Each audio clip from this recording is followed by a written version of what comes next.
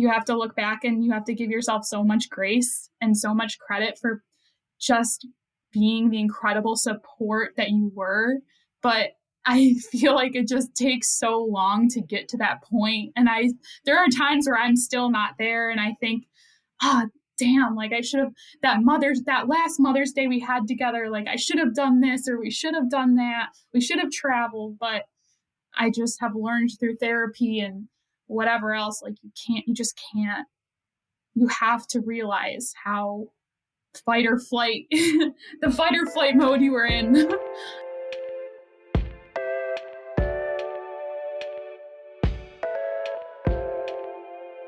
Hey, welcome back to another episode of The Day After. On today's episode, we sit down with Mary, who shares with us what it was like to care for her mother and ultimately lose her early into her nursing career. She discusses the decisions that she had to make and why she made those, and we're grateful for Mary to sit down and share with us. And while I have you, don't forget we did drop our shirts on thedayafter.com in our store. It's a great way to support everything that we do here on The Day After, as well as supporting the guests and their willingness to come on and share their stories of grief. We are grateful to them, and we are grateful to you for sticking around and listening. So go ahead, grab your favorite drink, grab your shirt, get cozy, sit back, and enjoy the show.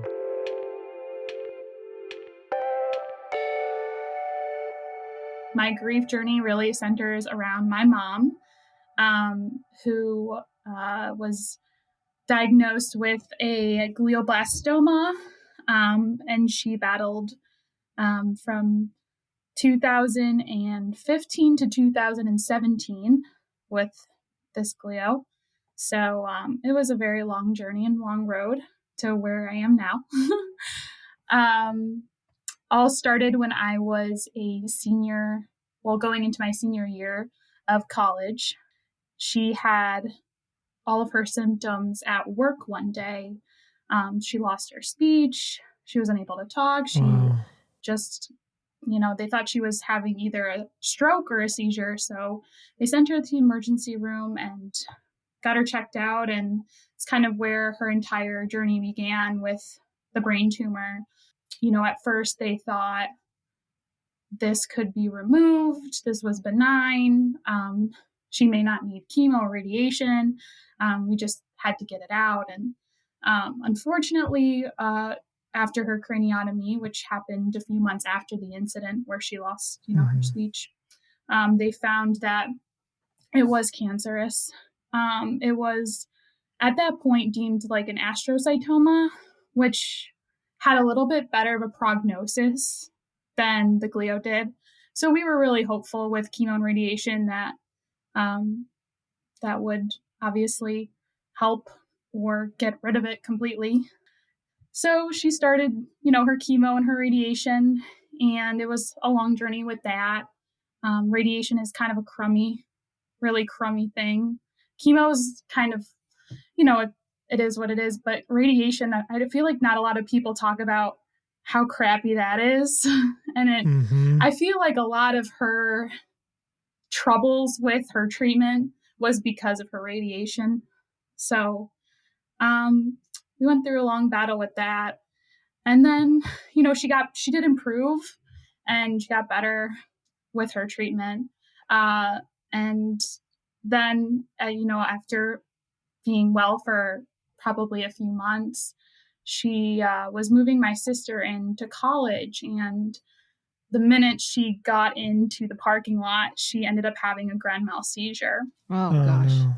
Yeah. So, my dad at the time, we took her back to the hotel and kind of hoped that she would, recover. And unfortunately, she had a long time of symptoms and just didn't really recover from that like we were expecting. So we called an ambulance and they took her to the hospital. So, of course, this is like just so foreign to us, this area. We're in Pittsburgh. The hospital system is a lot different in Pittsburgh than it is in Rochester. UPMC is just a very big hospital, and just a different kind of level of care there. So they brought her there and she was admitted for, I think it was 3 weeks, but that time was honestly such a blur in my, oh my gosh, in my college years. I was a senior in nursing school. So at the time, I'm, studying for exams and boards and then trying to help my family through this. And it was really hard, especially on my dad. He had to take time, obviously, away from work, and he is a doctor. So that was tough. Yeah. And yeah. So did you guys all stay in Pittsburgh? Yes. So my little brother, he was in high school at the time. So he had to drive up, I think my aunt drove him up to be with all of us. And my dad ended up, getting a long-term hotel stay. And my sister obviously was at Pitt and I was at Duquesne, which is really close to Pittsburgh, the University of Pittsburgh. So, kind of, we were already there. But it was a hard balance of like trying to know, which classes to cut, where to spend all of my time, how to spend all my time. And it was really hard. And a lot of my days were spent, in the hospital room with her. But some of them I couldn't because of, school or whatever commitment. And my dad always said that that's how she would want it anyway. But it was hard, really hard emotionally for me at the time because you're just so drawn in two different places. Yeah. Your head's like totally somewhere else, not on schoolwork. Yes, exactly. And I'm sitting in class and like, I just remember feeling so stressed and overwhelmed. It's like the hardest semester, one of the hardest semesters of nursing school. And I'm in like critical care and I go up to the professor and I just like, I don't know how I'm going to pass this class. Like there's so much going on. And, she was just reassured me and said, you know what, Mary, like your family is always going to come before this. And it always will. She said, no matter what. So that was super reassuring. And she reassured me that I would pass and I would get through it. And yeah, it was probably one of the most stressful times for me, just with like her diagnosis. And you did pass. I did. I got through it somehow, some way. Yeah. Yeah. I had a lot of good friends helping me through it. So, okay. I was going to ask like what in those moments, that feeling of overwhelm, and I would assume if it was anything like what everybody else that we've talked to and myself have experienced, you kind of don't even realize what you're doing day to day. You're just like in this whole other headspace. It's so true. What resources did you have, or how did you find your way through that? It was really hard. I think, just being in Pittsburgh and just away from, the bulk of my family, my extended family, who was always very involved with her care and just our overall support. And obviously, I think all of us within the immediate family handled it so differently, looking back, which how could you not? We all are grieving this process as it's happening. So that's the hardest part too. And my little brother was still in high school at the time, and my sister was in her sophomore year of college. So it was just we were in such different places in life. My friends in nursing school were really the ones that helped me get up every day and like go to class and like pass my exams. And like without them, I really don't think I would have been able to do it because I have a lot of motivation through other people, or other people help me get motivated to do things. So it was just a really hard time. Did you ask for their help or did they just come to your aid? So in college, like my friends were just there. They just, I was a resident assistant and we were already really close group of people, but all of them just really, I think, helped me get by every single day. And obviously family too, but when you're not together all the time, you need other people to kind of help take over that. And it was definitely something I will always appreciate looking back. And even people who say, like, I don't know how you got through your senior year of nursing school. And I just really attribute that to the support system I had at Duquesne with all my friends and even the professors who knew everything going on. They were amazing. Was that in the middle or the beginning or towards the end of your mom's battle? So that was like towards towards the middle, early middle, I'd say.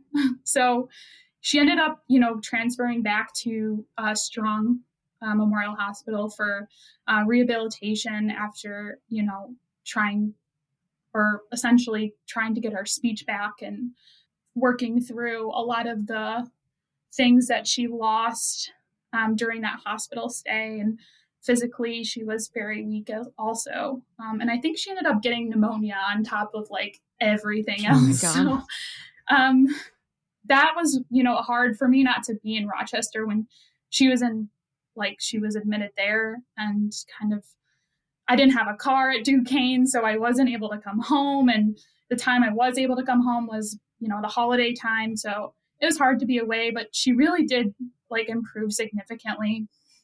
She went through a ton of rehab between speech language pathology, PT, OT, everything. You could get rehabilitation wise, she got it. So she had the seizure dropping your sister off at college. Yes. This was very early on into her diagnosis. Yes. And then she was in Pittsburgh 3 weeks, gets transferred. Now, how long is all that rehab? I'm assuming that's what you're about to say. So she does like a year of rehab. So the rehab, some of it happened in the hospital, and then obviously she was discharged from the in-hospital patient rehab, and then she started like the home rehab process. So we had the therapist come to our house and work with her, which was, really nice for her to be able to do that from home. But I think at the same time, she really had a hard time being home because she wasn't able to drive. She wasn't able to work. Everything she loved was taken away from her. So it was just not only rehab, but probably mentally and emotionally really struggling, of course, with the fact that she can no longer work as a nurse, and she can no longer drive to see her friends for coffee, and she can't walk the dog by herself because someone has to be with her all the time. I think that part of her journey, although she never vocalized her frustrations because that was the kind of person she was, I think that was extremely frustrating to her. And, at times she would say that she was sad or she was bummed she couldn't do those things. But I think that was one of the hardest parts for her. So when you graduate, about a year goes by. So this is around that same time that your mom's doing all that rehab. Do you come back to Rochester? Yeah. So she actually was doing really well at that time. It was such a good time. Yeah. So May of 2016, I graduated nursing school, and she was actually able to pin me at my nursing ceremony, which was one of my favorite memories of my mom, just because she is a nurse, and, her being able to pin me was just such a important part of my moving forward, and just appreciating how I've gotten to where I am. And all of it was obviously because of her influence. So it was super special. Yeah. But yes, I, had debated staying in Pittsburgh. I had been working as a nurse's aide at UPMC Systems and had debated, just staying and becoming a nurse there. But I just had this really weird gut feeling that something may or may not happen. And of course, it's always how it goes, but I just wanted to be home with my family in case that did happen. And I kind of was more aware of, being far away in Pittsburgh. Well, not far away, but 4.5 hours, and just not being able to see her like I wanted to. I knew that coming home was just the best thing for me and my mental health at that time. And I'm so glad I did. Yeah, I was going to say, what did it look like at that time? So you went a year, she's struggling, you're distant from her, you finally come home. What does that look like for you? How does that feel? It was really overwhelming at times, just because she's doing well, but I had this gut feeling that okay, well, most cancers don't just stay away forever. In my nursing knowledge, I knew that. I was just gonna say, you're a nurse, so you probably know this even more so than people that are not a nurse or a doctor. probably, Yep. you probably had courses on it that year, like learning more about it. Yeah. But, and did your brother stay home from college that year, or did he go close by? So were you kind of all around? Yeah, so he was at Canisius College in Oh, so Buffalo. nice. Yeah. So it was strange. He was graduating high school, I was graduating college. I think he felt the same kind of way. Obviously, I don't want to speak for anybody in their grief, but I think he really felt overwhelmed having to go to college that year, especially after everything he went through in high school. And same with my sister. Obviously, going back is so overwhelming after going through all of that. You were all in like very pivotal, Yes. very interesting moments of your Yes. life where it's like time. Normally it's like time to grow up and spread our wings and be away from mom and dad. And in this case, it's like, well, actually, that's not really what I want to do. And I want to be close by. Obviously, you want to still graduate, you want to still go to school, but it's so hard to balance that. I had when my stepmom was diagnosed with breast cancer, I found out a month before I was moving overseas. And so I was like, shit, what do I do? Yeah. What do you do? You're like left in limbo. Like, I could have stayed back in the States, but I wasn't even living in New York. And I ultimately did make the decision to go because my mom said to go. She's like, you should go. Yeah. But it is that thing where it's just very hard being away. And in some ways, selfishly, it was easier being away because I didn't have to see firsthand or at least close hand, if that's a thing. What that was. Like I remember getting a picture of her without her hair for like the first time. And for rewind, because I don't actually think I've ever said that my stepmom was also diagnosed with breast cancer. Thankfully, she is in remission and doing well. oh, Yeah. So I did not know that. yeah, breast cancer just loves my family. Let's like something about us. Yeah. Sorry. I It's just awful. yeah, God. That's a topic for a different day. But it was a very weird feeling, like seeing that picture for the first time. And that was where I was just like, again, had that like pain of like, oh God, did I make the right decision going? And for my career and personally, I grew a lot. I both professionally and personally, so it was the right decision. But it's still a very hard like predicament to be in at a time when you're supposed to be excited and growing and going away. And it does change. It changes you and it changes the course of your life, no doubt. I think I kind of always go back to like, if it's meant to be, it's meant to be. And things happen for a reason. I don't know, all those idioms that I kind of just tell myself and hope that that's true, because that's the only way you can get through the fucking day sometimes. That's so true. It's so freaking true. And it's so hard too, like to tell yourself that.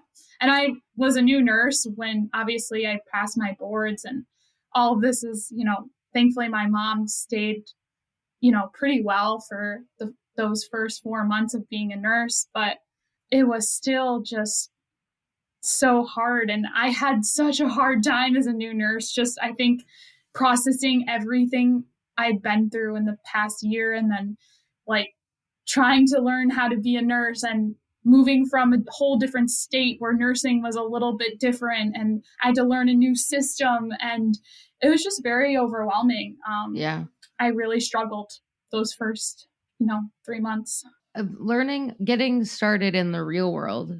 I can't even think about the fact of being a nurse and trying to save lives. Because when I was getting started in the real world, I was always telling myself, you're not saving lives. Like, just relax. It's okay. So the fact it's still hard no matter what you do. It's still the real world really slaps you in the face. I can't imagine being actually saving lives and trying to learn all those systems and things like that. What did you turn to in terms of stress relief or friends or activities or anything to kind of get through that time? That's a great question because I really didn't. I worked a lot of night shifts, and so of course, like my sleep is super messed up, and um, it was just a bizarre time. But I actually met my husband at that same time. Yeah, so it was really, he was such a great support system, and you know, eventually my mom ended up getting sick again, and when that happened I kind of was like, hey, we've only been dating like 4 months, this is about to probably get like really ugly, just an FYI, like totally understand if this isn't gonna work. And he was like, no, like I want to be there for you, Wow. and like we're gonna work through this, like I'm Damn. totally here for you That's 100%. amazing. Yeah. What did the struggle look like for you in those 4 months? Um, I think self care was really a Uh, struggle. yeah. uh, just having any sort of healthy habits or routine. Um, I was living at home for like, the first 2, 3 months before I eventually moved out. And I was kind of like a brat, like the whole time. I was very, I think I was just stressed from being a new nurse. And I was, you know, like a little bit anxious about my mom just full time, just wondering if, she would stay well, or if, something would happen again. And those anxieties just really took over me. And I didn't like who I was as a person at that time, just because I was young and younger, and um, just didn't really have a good Yeah. sense of Were self. you able, like, you talk about it now with great clarity. Did you have that clarity then too? It was just, I know I'm this way, but I can't do anything else besides this. I don't think so. I feel like I didn't have that clarity because so much was going on. You're just I surviving. didn't, yeah, you're literally just trying to get through it. And, of course, hindsight is such a bitch, but, Yeah. I think that's what I struggled with the most in my grief journey more than anything else in this, and the sadness, the anger, anything. It was just, I wish I had done this differently. I wish I had been nicer at this moment to my mom. I wish I had been there on that random Sunday they had dinner and I wasn't there. And like, I beat myself up so badly for those moments that I wasn't Yeah. present. I definitely can Yeah. relate to that. It's something I'm still working through, but there's just like, it's like when I'm in it and then I just think like, oh my gosh, how could I do that? Why wasn't I there for this? Like I should have been able to be more present in this moment. And it's just like, you're literally just trying to get through. And, with us, it was my wife, it was almost a 6 year battle. And it was just 6 years of like literally just trying to get through the fucking day. Right. And that's a long time of just being in that mode, and just, you have to look back and you have to give yourself so much grace and so much credit for just being the incredible support that you were. But I feel like it just takes so long to get to that point. And there are times where I'm still not there. And I think, ah, oh, damn, like I should have, that last Mother's Day we had together, like I should have done this, or we should have done that. We should have traveled. But I just have learned through therapy and whatever else, like you just can't, you have to realize how fight or flight, Exactly. the fight or flight mode you were in. Right. Yeah. So Yeah. 4 months goes by and then the shit hits the fan. Your boyfriend's all in with you. What's going on though? So then that's January of 2017 or 2017. So brand new year. She got her second craniotomy because, the growth had come back as it does. And again, they were hopeful. They were like, oh, well, if we resect it, it could just be the astrocytoma just growing back. Like, hopefully it's nothing more aggressive. And of course, I remember, just sitting in that waiting room and getting having that surgeon come, to my dad and whoever, and just say like, yeah, this is bad. Like, this is a glio. Glios, I don't know how familiar you guys are with them, but they have a pretty pretty low survival Yeah. rate, unfortunately. So, um, that kind of sent us all into a little bit of a panic frenzy because, it was just really not the news anyone wants to hear. So at first, I think my parents went into like, okay, what are we going to do to fight this? We're going to do anything we can, obviously within reason to, help, prolong her life and, help her or help us kind of have that time that we need together. And I think it was that time they also ended up getting a second opinion. They went to Dana-Farber in Boston, which is brain tumor specialty hospital. And essentially they kind of gave the same prognosis. The chemo and radiation she could go under would be really high, but there was no difference in findings from the hospitals. So that was really tough. I still remember calling my nurse manager in like tears and just saying, I need a week off.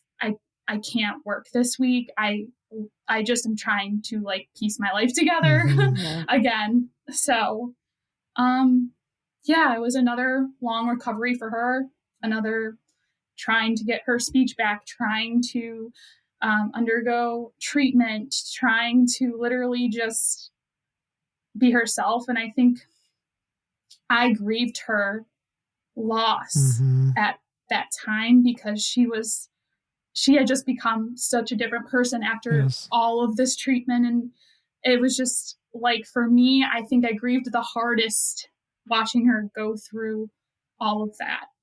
Because her quality of life was just so different than it ever had been before. Yeah.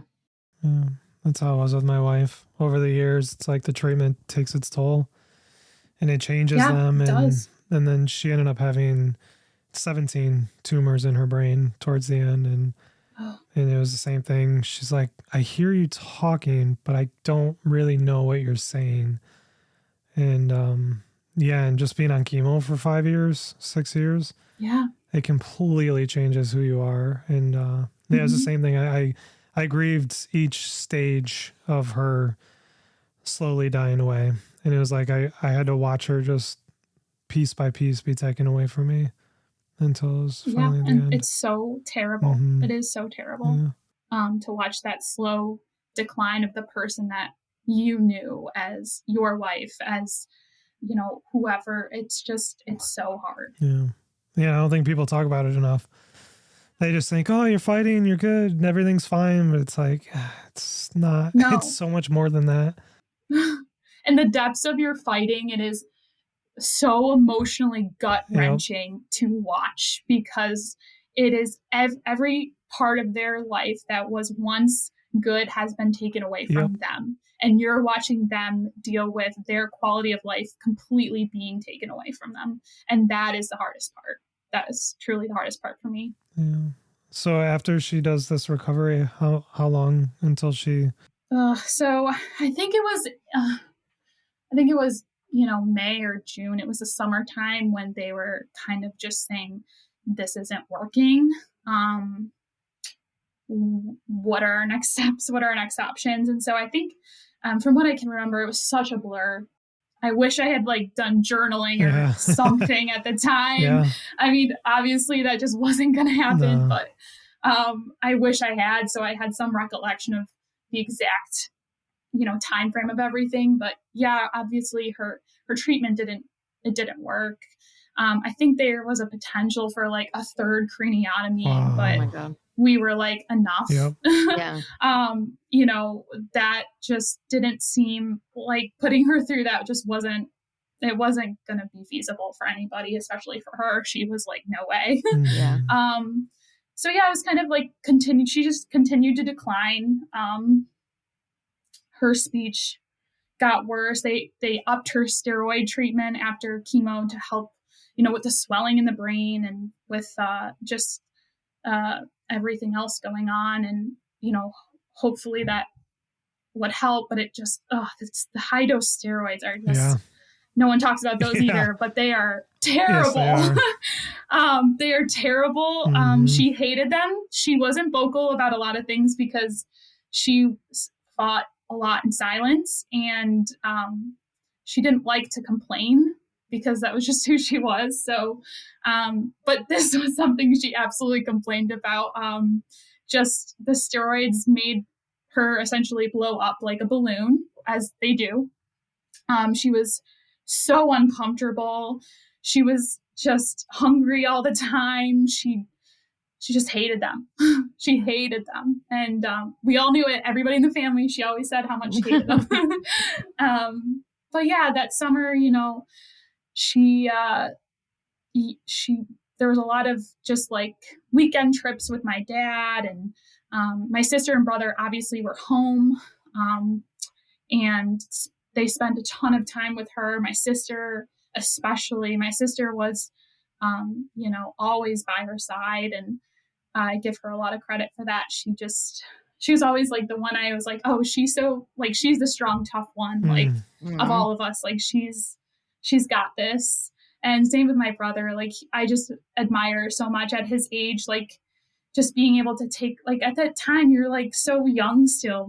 I think he was like 20, 19.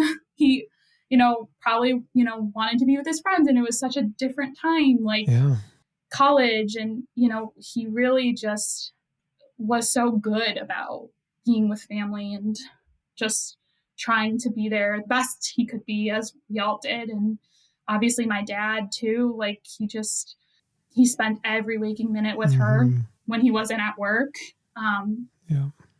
So I just admire them, obviously looking back so much, for how they were able to deal with everything. Obviously, we all deal with it a little bit differently, and it's a little bit different for everybody. But yeah, I still admire that. And she continued to decline. And August, September, we were having those harder conversations. I still remember like signing her on to hospice, and I remember she had really no clue what was happening. Really, I don't think she was really aware of everything happening. I think because of, the tumor in her brain, making her very confused at times. I just don't think she was always 100% aware she was dying. And that made it really hard for all of us, of course. I think all of us had like a little bit of hope, until like those harder conversations started. Obviously signing like the DNI papers, like that was just like really hard, having the conversation that it was time to transition to hospice was really hard.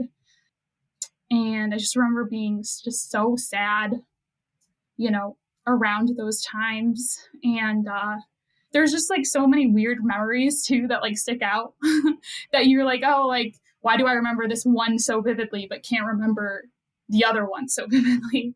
And I remember like I was sitting on the couch next to her and I was playing with her wedding rings. And she was like, oh, like these are going to go to you someday.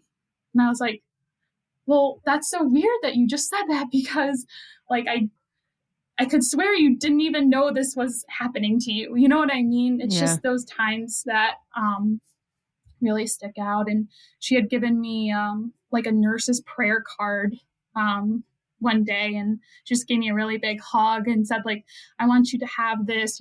You're such a good nurse and I love you. And I'll always remember that moment, even though I can't remember some of the other moments. Some of those like really beautiful memories, like I just try to cherish, especially when I think after death, you're left with some really ugly memories to remember for a while. Yeah. How long was she in hospice for? Wasn't long. Probably like 3 weeks, I want to say. So she really started to decline, and she mobility wise, she began falling a lot, which was really hard.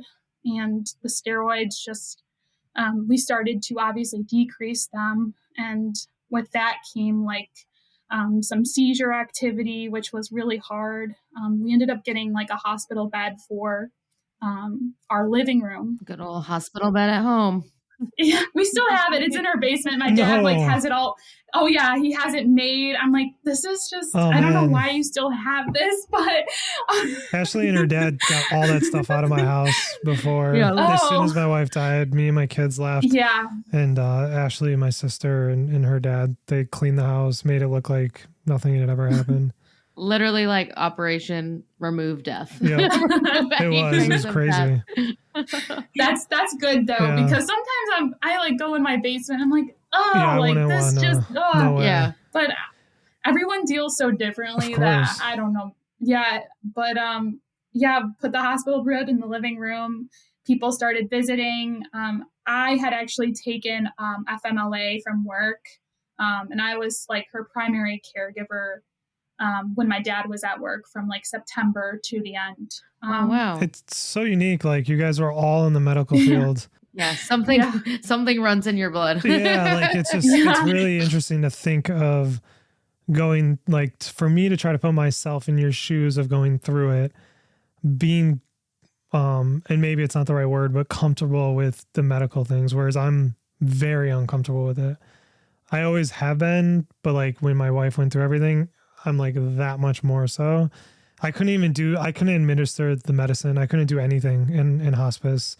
My uncle, Ashley's dad, and my sister did it for me. I couldn't do it. I just couldn't do it. It's really difficult. And I think even being in medicine, there were times where my dad was so obviously distraught and sad that like sometimes he would question things, or, you know, be like you just said, be literally incapable of doing it because that's his wife. And it's such a different realm than being your patient. And I so understood that at times too, like, you know, just like I would help the nurse's aide like bathe her, or, you know, like one of the her hospice nurse had to come put a Foley in her, obviously, and like I was able to help with that. And like it's just those kinds of things are like, it was really hard, but at the same time it was like such an honor for me to be able to do that at the end of her life. I was just gonna say, I feel like that would be such a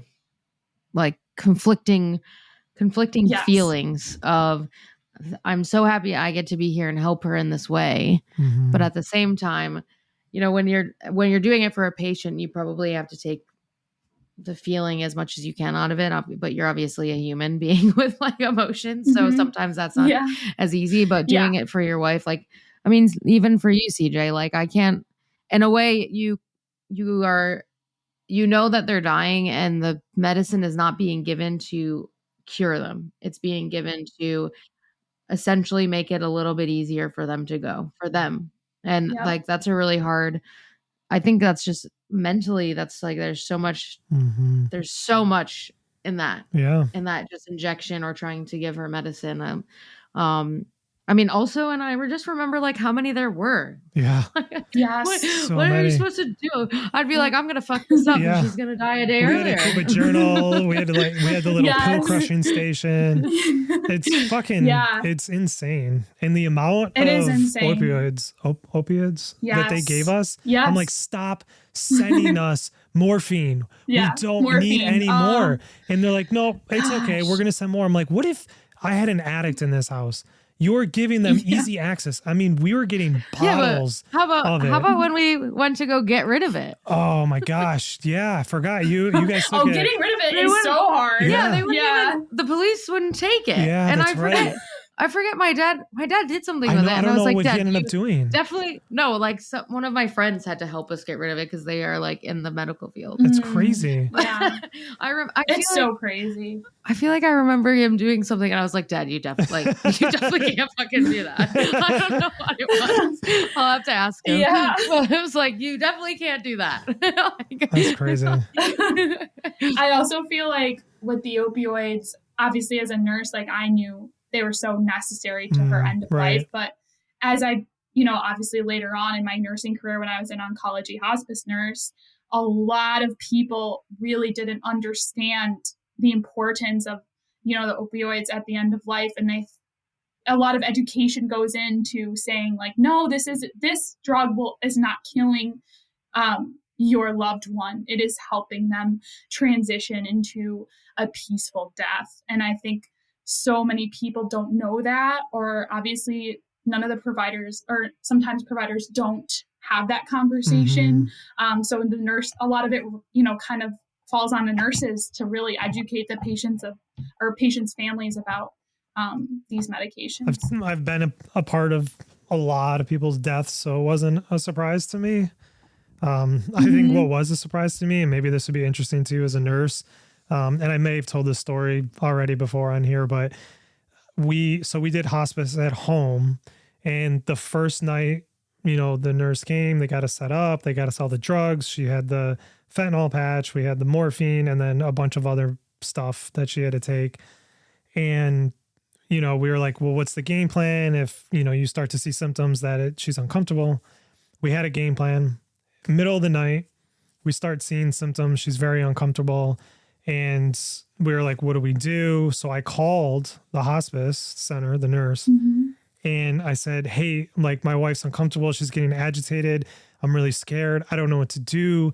Like, is it okay if I do more morphine? Like, how much do I do? And their response, verbatim, call us when she expires. Oh my gosh. And I was like, wait, what? And they're like, just call us when she expires. No help. No do this. No comfort. And then I hope that nurse was like fired. Yeah, what? That's absolutely ridiculous. And that's so not okay. That's so not okay. My dad called back an hour later and got the same response. So we had to get through the night and try to figure it out on our own. And then the daytime nurse came in and we told her. And yeah, I'm pretty sure that the nurse that we were talking to at night got fired. Yeah, that is so traumatic for you guys to hear during an already like really terrible time. And you would think hospice trained nurses have that sensitivity or even knowledge to educate people. So that's really upsetting. And I can't imagine how upset you must have felt in that moment to hear those words. It was awful. That's really just so unacceptable. Truly. Yeah, it was fucking terrible. But to bring it back, so you go through hospice, your mom passes, and yes. Yeah, so she actually passed, we kind of got to a point where we were a little overwhelmed in terms of having her at home. And then I think my dad and I, and obviously my siblings, my sister, my brother, I think we all kind of agreed. I don't think mom wanted to die at home. She never really verbalized that to us, but we just kind of got that sense. So we ended up having her go to Benacasa Hospice House in Mendon. And she got there via ambulance, and she died literally 4 hours later after getting there. Yeah. Wow. We were all in the room when she took her last breath. And yeah, it happened way quicker than we thought it would, because when people die, it could go on for days or it could end. And I think it was almost like a closure, like, this was supposed to happen here at this time. This is where she wanted it to end. Because it almost seemed at home, her symptoms just kept dragging on and on and on. And that's, I think, why we got so overwhelmed at home is like, oh my gosh, where's the end for her? You know what I mean? Yes. Like, she's that was suffering. really hard. Yes. So yeah, she ended up dying at Benacasa, and the staff there were just so incredible, really like let us take our time saying goodbyes. Sometimes like I think in the hospital, it's a different environment depending on who is there as the nurse. So I was like, no way we're going to be in a hospital or, where she dies. Like, it needs to be somewhere with compassionate people, a consistent compassionate people. And they really just were so amazing there. So that's awesome. Yeah. So she passes. What is your reaction in that first year to losing your mom? Oh gosh. And now being still in an environment of caring for people, and in some ways I feel like being confronted with that. Yeah, so that is so interesting because I felt a little bit almost of relief when she died, because I think, as I mentioned, I had grieved so hard for so Yeah. long watching her decline, and just watching the hardships that my family had to go through. And I think that was just really hard. And so afterwards, it was like this, just a blur almost of just trying to get by and, making sure everybody's okay, and like everybody's not okay. And like my dad obviously like struggled immensely, and so did my siblings, as you do. Yeah. So I think we all just really grieved separately for a very long time. It took us a while to kind of come back together as a family, which was really hard for me.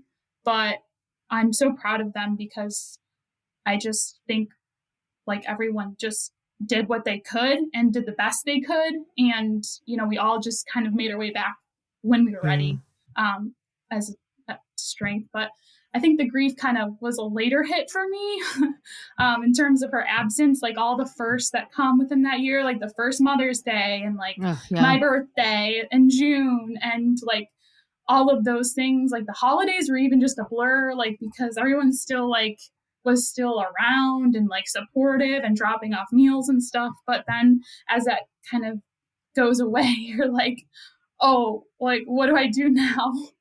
How do I handle this? And I was in like grief therapy while she was dying, and then I stopped, interestingly enough. It took me like probably a year to get back into therapy, maybe longer, 2 years. But yeah, I think it really hit later. It's like a mirror image of my family. I was in therapy, going through it. She died, circumstances. I ended up not being in therapy for a year and a half. But like the thing that was interesting to me is how you said like everybody kind of separated, grieved themselves, and then you guys came back together. That actually makes me feel a little bit more comforted, because that happened to my family, to my kids. Obviously a lot younger than you guys and your siblings, but it was like we just kind of all went into our little corners. Yeah. And once in a while we kind of like come out and be like, oh, this fucking sucks. And then we like kind of go back in and figure this shit out. And then, over time, there was a point where I was like, oh, we're back together now. We're a unit back together, and we're trying to figure this out. It's so hard, and it's all of us grieve so differently, and I really had to learn that. Just in the journey, like, why can't we all do this together? Like, I'm a very together person. Like, let's all just be together and like be sad together. Like, why is this person why haven't I heard this person in a week, or like whatever it may be. It was really hard for me to understand, like, why can't they understand my grief, and why can't I understand their grief? Like, it's because it's so different. It's so different. What was the trigger for you to go back to therapy? You said grief hit you later. What did that look like, and like how did that get you back into therapy? I think it was with all of the events in my life that my mom was missing from. So like getting engaged, planning a wedding, trying to buy a house, like all of these things that you're supposed to be able, kind of like what Ashley said in previous episodes, you want to call up your mom and be like, hey mom, this is what's going on this week or in my life, or whatever it may be. And you literally can't. And I have such a great support system in my family and in my friend group, and I'm so thankful for them. Obviously they can never replace my mom. So I guess I needed to go back to therapy, to kind of navigate, how do I go on in adulthood without my mom? Especially with these big things that come up with marriage, with house buying, with starting a family, whatever it may be. How do I navigate that without her? Because she was my kind of inspiration for becoming a nurse, I look at her life and I'm like, wow, I really want to live a life that mirrors hers. She was just such a kind person, and she always thought about others, and she was very simple. She didn't care about like materials or, fancy things or anything like that. She was just such a simple person and just really appreciated like a good cup of coffee, a walk with my dad. Like she just had such a simple way about her that I just always admired. And of course, like I'm obviously could never be like that, like the exact image of her, but she was just such an like inspiring and awesome person. So I think it's like the legacy building too in therapy, or like, how do I carry on this person's legacy? Yeah, without a doubt. What's like one or two things that you've walked away from? So this was 2016. So you've been in therapy quite a while now. Like, what's a few things that you've walked away from that you're like, okay, this was a turning point for me? So therapy, I feel like, has been on and off essentially. Like I had a grief therapist for a while, and then I stopped therapy altogether, and it took me a while to get back.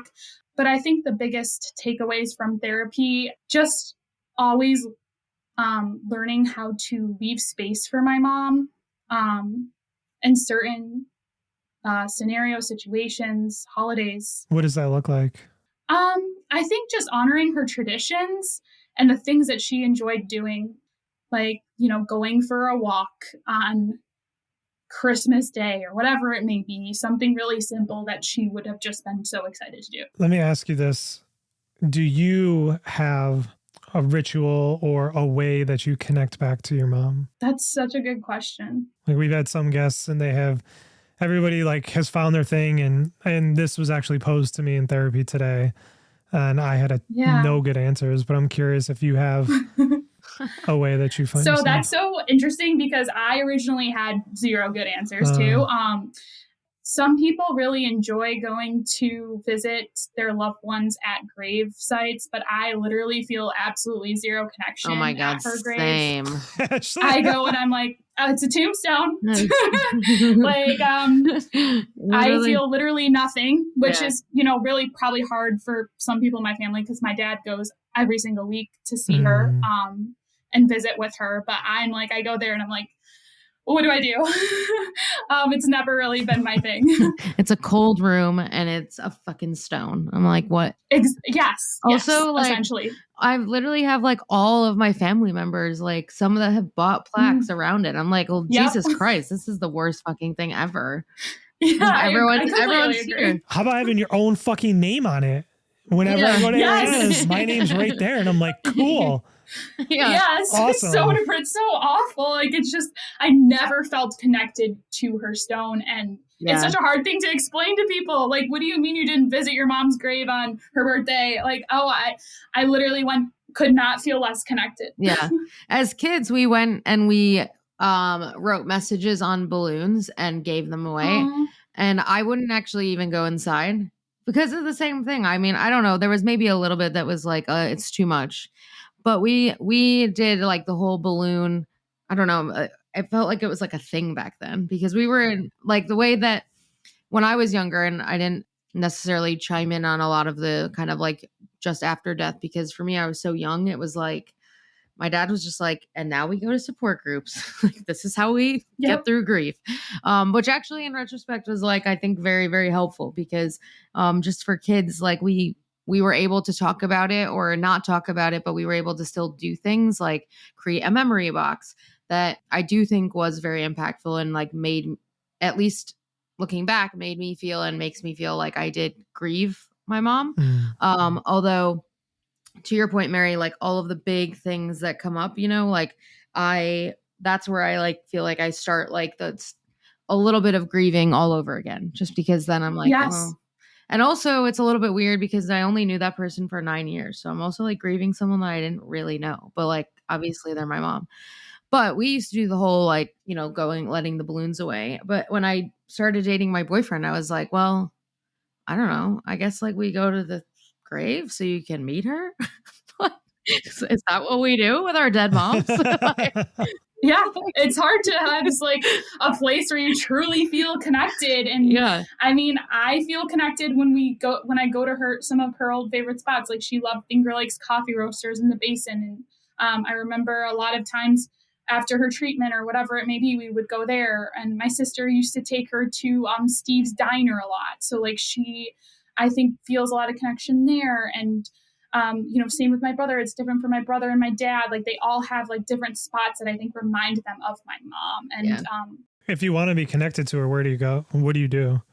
So my mom loved hiking, like not like serious hiking, but like, like Mendon Ponds or like wherever. And so Ontario State Park in Bristol or Naples, that was where she loved to go with my dad. And I always just, whenever I'm hiking with my husband, and we've been, hiking a while now, a little bit more different hikes in terms of like difficulty. Yeah. We just went to Alaska last summer and amazing. Just spots there. I feel her presence the most, or just like so connected to her when I'm like in nature on a hike, or That's just awesome. in serenity. Yeah. Ashley, do you have anything that connects you back to Nancy? I feel like I just have a lot of different things. I like keeping traditions alive and doing things as a family. I like celebrating her birthday and her death anniversary, which is actually Saturday. Oh, wow. And she was like one of the founders of the Breast Cancer Coalition of Rochester. Mm-hmm. So I volunteer there now, or I have been for a few years, and have always supported them over the years, doing the annual Mother's Day weekend walk and run. So I do like a lot of different things. I feel like I like raising money for research, and also supporting our family's foundation for her, Nancy and Friends. Like those are kind of ways in which I feel like I keep her memory alive for others, and in turn I kind of feel connected to her. But I remember like family vacations, like going to Disney and whatnot, but most of my life I remember her being sick. Yeah. So there's not really things that I like. I do remember certain places. Like there's Mr. Sam's in Rochester. It was like a little diner in Pittsford Plaza that we would go to. But there are little things like that. And like we went to Disney a few times as a family, and vacations I definitely remember. And she was healthy in some of these instances. So I do like have some memories of that. But I was going to ask, Mary, I know you said, all kind of grieved a little bit differently. It took you a while to come back together. Is there anything that your family does together on a regular basis that does honor your mom, that maybe makes you feel like they're kind of understanding you the way in which you grieve? That's a really good question. I don't think like officially like a routine or tradition. I think we all just know what mom enjoyed doing, whether it was coffee drinking, walking, being with the dog, whatever it may be. I think we all just try to honor that and, let each other know when we are. I think holidays are still to this day really, really hard for all of us in terms of navigating how they should be spent. Yeah. What we should be doing, if we should be doing a big holiday with all the family, if we should be doing a smaller holiday. And, we're extremely blessed. The extent my dad's, side of his family was just wrapped us around us when my mom was sick and dying and going through. And my aunts were my dad's sisters were so incredible. And I would be at fault for not mentioning them, because they truly got us through our hardest, darkest, deepest days. Even post sickness, post grief, they have still been so monumental in my life and my family's life, and getting us through this. So I really have to mention that, because I think without them, it would have been 10 times harder. It's still hard, even 5 years later. It's still really hard. And the holidays are just really, they're tough. And I want to say like they got so much easier. Like they're so great. Like every Mother's Day I still want to crawl into a ball and not move from my couch. Yeah. Like I literally don't want to hop on social media. I don't want to talk to anybody. Right. I am just. Yeah. I don't want to see you and your fucking mothers. Okay. No, I literally don't. And I think that's hard because like not everyone in my immediate family feels that way. Some people want to like be together and they want to do things and they want to go to church and see all their moms and their daughters. I'm like, no, like, why put yourself through that? But yeah, it's hard. Holidays suck. I think that's a good point though, too, right? Like I have the same reaction. Like we have these celebrations and these birthday parties and holidays and it's like, I have to get better at communicating this, but it's like, you don't understand how painful it is for me to be in these festivities. Like to me, yes. I want to look over and see Ariana there. And I know she's not fucking there. Like it's draining and it's painful. And like, I don't want to put on a fake smile. I don't want to act like everything's okay. It's like, I just want to be in my shit right now. Like, and it's hard, I think, because people are like, come on, laugh, let's smile. Let's like, it's fine. This is great. We should be together. And it's like, okay, maybe not. And then nobody else around you has nothing. Everything looks the same for them. Everything looks the exact same for them. Obviously not with Ariana's absence, it doesn't, but in their immediate family, in their immediate realm, nothing has personally changed for their holidays. Right. And it's hard for them to understand, like, no, your entire world has changed. Your entire view of a holiday has changed. It's so much harder than, people think to be together at times. I think, and it's also interesting because there's the flip side of that. There are some people that do find comfort in that. And, yes, like, I'm probably one of those people, actually. Definitely one of those people. But I would say that I want to be like with my close family. Like I wouldn't want to be like, I don't want to be like bigger things. That's how I feel too at times. Yeah. Mother's Day definitely sucks. It's awful. Just totally sucks. And I don't know. Has it gotten better over the years? Maybe. But the holidays definitely, like, to your point, Mary, 5 years on, 21 years on, it won't get any better either. Yeah. You just learn to go through it and get your own traditions, like these last two Christmases. My boyfriend and I host his family and we use my mom's Christmas china. And so that's so like, special. There's just like, like now it's about making my own traditions and infusing her in all of those traditions. And so that's where, again, like that's like where I feel her presence. And not necessarily like on a hike, although I think that would be amazing. Because I do hike a lot. But yeah, those are things that now, like, that's just how I try to look at like the holidays now in the sense that like these are the traditions I'm forming because that's where I am in my life, and I'm still working on that. Another reason why I'm in therapy still is just navigating how to like make my own life. Right. Yeah. No, it's hard. I mean, I feel like I didn't really know a life with her that progressed almost, which is it's probably why I am the way I am in other aspects of my life. But in a good way. I don't actually think that there's any like downside. Obviously there's a downside. I wish she was here, but I mean, like, there's just things that I think I point out or notice more so.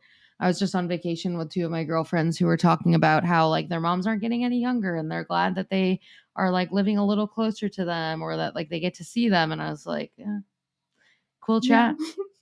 Can't relate. Good chat. Can't relate. Yeah. Take a sip of my wine. There's so many, and wedding planning, I had so many of those conversations. We got married in the church and I remember like the planner in the church was like, so when is your mom gonna like walk down the aisle or like what's your mom doing? And I'm like, my mom's dead. So I always like I try to like make it a joke when it's like not a joke and like just really I'm all about those. awkward. Or like when my patients are like, your mom must be so proud of you, or your dad, and I'm just like, oh. Yeah. That's always my kids get confronted with that all the time at school. Is your mom picking you up? Do you want to do this thing for your mom for Mother's Day? And they kind of just let it go because they're like, I don't know what to say. I feel like you got to go back and forth. Like you have to just, sometimes you got to like call it out. Yeah. But sometimes, like I had a moment at the doctor's office when this was actually a bit of a freaky moment because I had never gone to the doctor before there. And they were like, oh, is your emergency contact still Nancy Infantino? What? And I was like, yeah, I literally. That's awful. This poor receptionist. It was 8:00 in the morning or something, and I literally just looked at her and I was like, "Nah, she's dead." Oh my god, I hate those moments. Yeah, the woman was literally. Well, I didn't even mean to make it awkward. I just like that was literally the first thing that flew out of my mouth. I was like, "Oh, mate, she's dead." And this woman looked at me like, do you want us to change it? So do we change the emergency contact? And I go, no, you can leave it. It's fine. But those parts can also be so hard. Yeah. Like I remember the hardest grief moment. One of the hardest grief moments I've ever had in my entire journey. I had to close my bank account with my mother's name on it. And I marched in there, and it was literally like 2 weeks after she died. I marched in there. I said, I have to close my bank account. And they're like, okay, well, what's the reason? And I was like, because my mom died. And they're like, well, we need her death certificate. And I literally just started bawling in the bank. I started crying. This woman just didn't even know what to do with herself. She was like, are you okay? She did like the whole like niceness or whatever. And I was just like, I just need to leave. I will come back with her death certificate, but like, why are you making this 10 times harder for me than it already is? Happened to me. And I was so mad at my mom. Yeah, that literally happened to me at the bank. I don't know what I was doing. If I was closing an account, I was doing something, and they're like, well, there's two of you, like you need to bring Ariana. I need her here present. Yeah. And I was like, yeah, that's not going to work. And they're like, then you can't do this. I was like, she's dead. It's not going to work. Yeah. And they're like, oh my gosh, I'm so sorry. But yeah, there's definitely a lot of moments like that. Yeah, those are the ones where I'm like, oh, mom, like coming through this hell. Exactly. Like, I'm so mad at you for making me cry at the bank. Oh man. So I know we are really running close on time. So out of respect for your time, we want to do the lightning round. So we do the fun little lightning round. But before we do that, is there any last thing that you would want to say to, you know, somebody who has been in your position or knows somebody that's in your position? I think what my therapist always tells me and what I believe to be so true is give yourself grace and time, because grief is just such a journey that is unpredictable and also comes with waves, as we all know. And that's so corny to say, like, oh, grief comes in waves, but it's like really fucking true. Yeah. Like your grief will always come in waves. Right. And that's why, you know, even my friends who are going through this or going through something similar, I always just say, you got to give yourself grace and be kind to yourself, because it sucks. And there's no other way to say it. It sucks. That's a mic drop right there. And this whole episode, I've been like choking back tears. Like my therapy was so intense today. So I'm like, just like so open to things right now. Yes. And I feel like every time you're like talking through this, I'm just like, don't cry, don't cry, don't cry, don't cry. I felt the same way. So I'm surprised I haven't yet. So yeah. But we appreciate you being here, and we appreciate you so much. We're going to make you answer these lightning round questions. Well, thank you both for just allowing me to be on this podcast. It's truly like such an honor. Thank you. To be able to talk about this publicly and with you too. That's awesome. So. That means a lot. Ashley, are you going first? Whatever you want. I want whatever you want. All right, ready? I'm ready. Are you going to the Taylor Swift concert? No, but I desperately wish I was. Not gonna lie. Would you rather be able to speak every language in the world or be able to talk to animals? Oh, that's a really tough one. I like that question a lot. because I'm an animal person, I'm gonna say talk to animals because I love my 2 dogs so much. So yeah, I have to say that. Is it my turn? Yeah. Okay. Because I'm about to eat ice cream. What's your favorite ice cream flavor? Oh man, that's really tough too. I love all ice cream. But I think like anything with like a coffee or mocha flavor, like as a avid coffee drinker, I think I can really just, that one is my favorite. Last Halloween costume. Oh, wow. I don't remember for mine because mine is always a last minute ring together of whatever I have in the house at the time. But my husband was Big Bird. Nice. From my his 14-year-old niece had like an old Big Bird costume, and That's awesome. he put it on, and it was epic. So I'll just great. say that for him, which was great. Big crowd pleaser. Ooh, okay. Would you rather cuddle with a baby panda or a baby penguin? I think a penguin. Really? Yeah, I really love penguins a lot. I don't know what it is about them, but like their documentaries about them and like the shows, I'm like, they just look so wholesome as like edibles. Wait, so would you ever go to Antarctica then? Like, I'm desperately want to go to Antarctica. That's my dream vacation. Me too. What is the most boring thing ever? Oh my gosh. Golf. And I hate golf. I hate watching golf. My husband knows that not even to put it on TV. Is he a golfer? Or if he's going. Oh, he absolutely that's why is. it's so charged. Yes. She's like, I haven't seen my husband on Saturdays ever. It's like always a tea time.